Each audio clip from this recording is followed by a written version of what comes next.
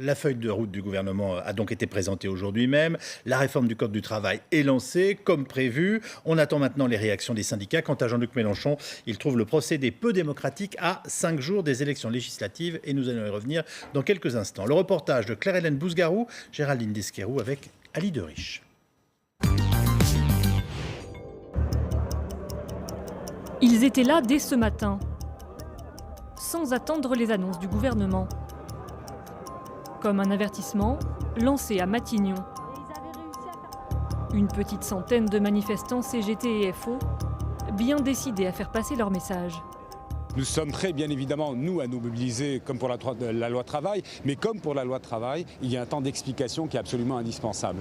Et c'est ce temps d'explication qu'Emmanuel Macron cherche à nous retirer, en procédant par ordonnance, en plus pendant l'été. C'est ce temps d'explication que nous cherchons, nous, à lui imposer. Bien sûr que nous allons nous mobiliser, et j'espère que le monde du travail va répondre présent, y compris les retraités, y compris les chômeurs, y compris ceux qui travaillent, y compris les jeunes.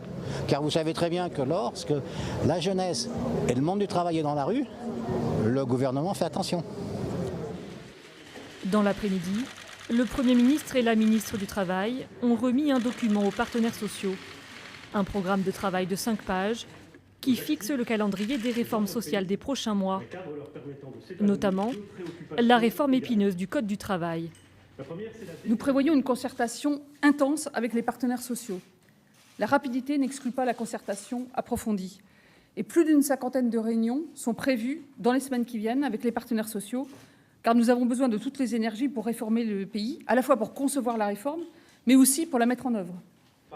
Peu de détails précis pour le moment, mais un cadre pour organiser les échanges et une porte laissée ouverte pour la discussion avec les partenaires sociaux.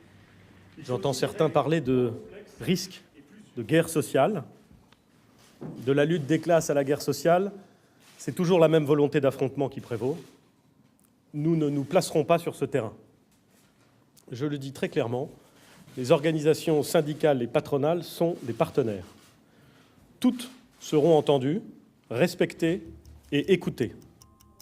Dès hier, Le Parisien révélait ce qu'il présentait comme un avant-projet de loi.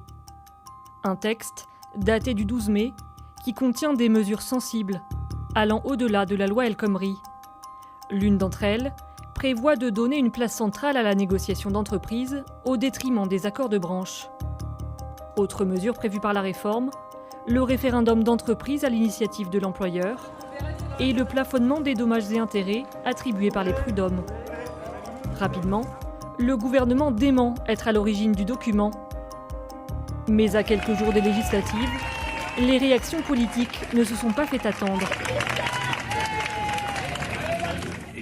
En déplacement à Toulouse hier, Jean-Luc Mélenchon ne s'est pas privé pour critiquer la méthode employée par le gouvernement.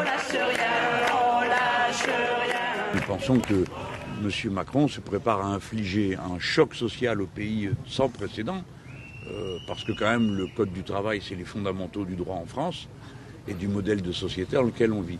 Donc quand même, il nous semble que le minimum de respect dû à la démocratie, c'est de prévenir les gens avant. Et puis, parfois, les électeurs trancheront. Merci beaucoup. À droite, François Baroin demande également au gouvernement plus de précisions sur le texte avant les législatives. Moi, je souhaite naturellement que les ordonnances telles qu'elles sont préparées soient publiées avant les législatives. Il faut que les Français sachent précisément dans quelle direction, selon quelle orientation et sur quelle base de travail, sur une méthode des ordonnances qui pourrait être discutée en réalité pendant tout l'été, au mois de juillet, au mois d'août, au mois de septembre par le Parlement et l'Assemblée nationale renouvelée. Il y ait une méthode, un calendrier et des objectifs précis. La réforme du Code du travail sera le premier test social et électoral du gouvernement. Le projet de loi, l'autorisant à réformer le Code du travail par ordonnance, sera examiné en Conseil des ministres le 28 juin pour une publication des ordonnances avant la fin de l'été. Un été qui devrait donc être chargé pour le gouvernement, avec comme objectif d'éviter un troisième tour social dans la rue.